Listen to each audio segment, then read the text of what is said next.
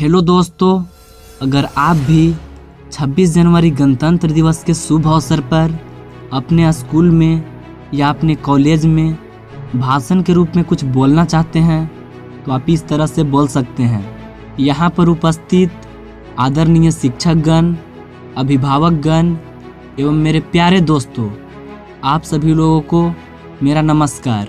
मुझे यह बताते हुए बहुत ही खुशी हो रही है कि इस वर्ष हमारा भारत देश में 73वां गणतंत्र दिवस मनाया जा रहा है। दोस्तों, हम 26 जनवरी 1950 से हर साल गणतंत्र दिवस के रूप में मनाते आ रहे हैं। इस दिन भारत देश को गणतंत्र दिवस के रूप में घोषित किया गया था और साथ ही साथ लंबे संघर्ष के बाद भारत देश में संविधान को लागू किया गया था। भारत देश का संविधान को बनाने में बाबा साहेब भीमराव अंबेडकर का बहुत बड़ा योगदान है और आज का दिन हम उन्हें भी याद करते हैं। 15 अगस्त 1947 को हमारा भारत देश आज़ाद हुआ था। आज़ादी के लगभग 2.5 साल बाद 26 जनवरी 1950 को हमारा देश गणतंत्र हुआ। गणतंत्र का अर्थ होता है देश में रहने वाले अपने लोगों को राजनीतिक नेता के रूप में चुनने का अधिकार, यानी आप अपने अनुसार राजनीतिक नेता को चुन सकते हैं। हमारे महापुरुषों की काफ़ी संघर्ष के बाद हमें आज़ादी मिली और भारत देश का अपना संविधान बना, जिसमें सभी नागरिकों के मूल्य, कर्तव्य, नियम और कानून का उल्लेख है।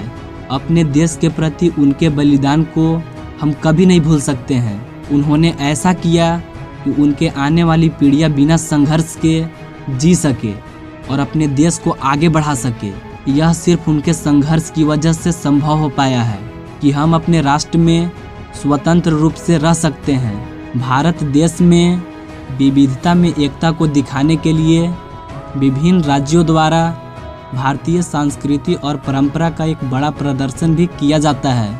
मैं इस देश का एक नागरिक होने के नाते मैं आप सभी देशवासियों से कहना चाहूँगा कि आप सभी लोग शिक्षित होकर मानसिक रूप से तथा शारीरिक रूप से इस देश को आगे बढ़ाने में सहयोग करें।